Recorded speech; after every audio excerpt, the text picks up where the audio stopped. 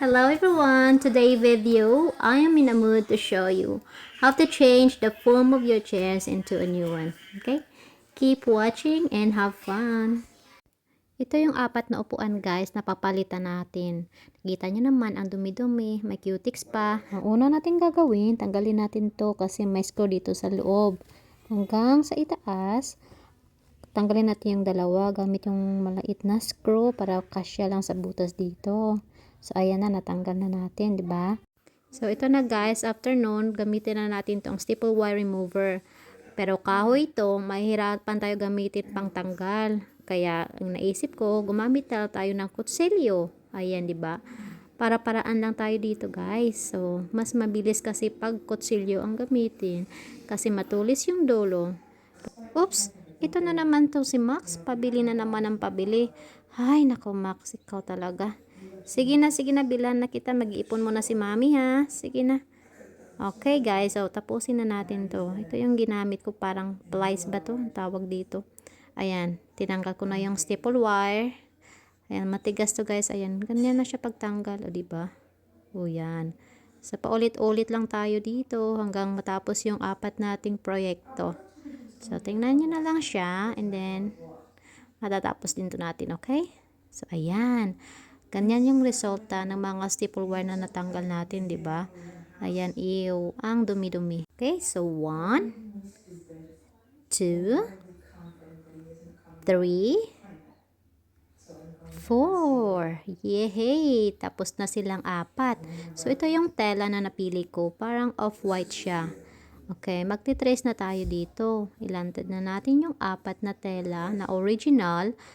So, ito na yung apat na tela na kinuha natin doon sa upuan. Ayan. Ito yung original na tela. At magdodrawing na tayo, guys. So, ayan nga. Magdodrawing na ako dito ng square. Pero, nilagyan ko yung allowance, yung tela na ginuhit ko.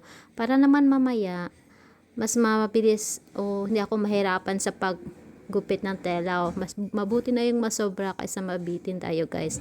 Ayan, 'di ba? Mag-drawing lang tayo ng apat na square. Ayan, tingnan nyo na lang. After that, gupitin na natin yung ginuhit natin. So, ayan. Okay? So, tingnan nyo guys. O, diba? Parang ang bilis lang tingnan, diba? Ang bilis gawin. Pero, ayan. Medyo ma-effort din yan guys pag ikaw na mismo yung gumawa.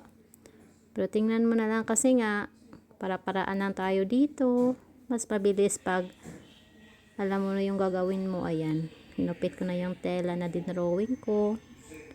Okay, 1, 2, 3, 4. Yay! Tapos na tayo guys. So, ito, magtutupi na tayo dito left and right and top and bottom guys. Ayan. So, kailangan natin ng medyo lagyan ng pressure dito kasi nga staple wire yung gagamitin natin at kahoy yung materials natin. Medyo matigas-tigas to guys. So, ayan.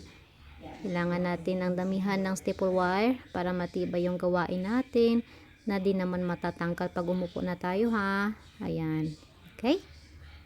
Ayan. Dinamihan ko yan ng staple wire. Naubusan pa ako dyan. Tingnan nyo.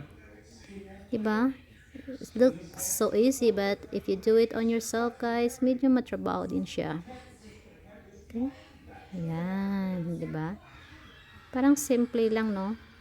Kahoy yung ginamit dito at saka staple wire. Ginaya ko na lang yung materials na ginamit nila kasi nga yung original na company na gumawa ng upuan na to, kahoy yung ginamit tsaka staple wire din. Kaya sa akin kasi parang retouching lang to.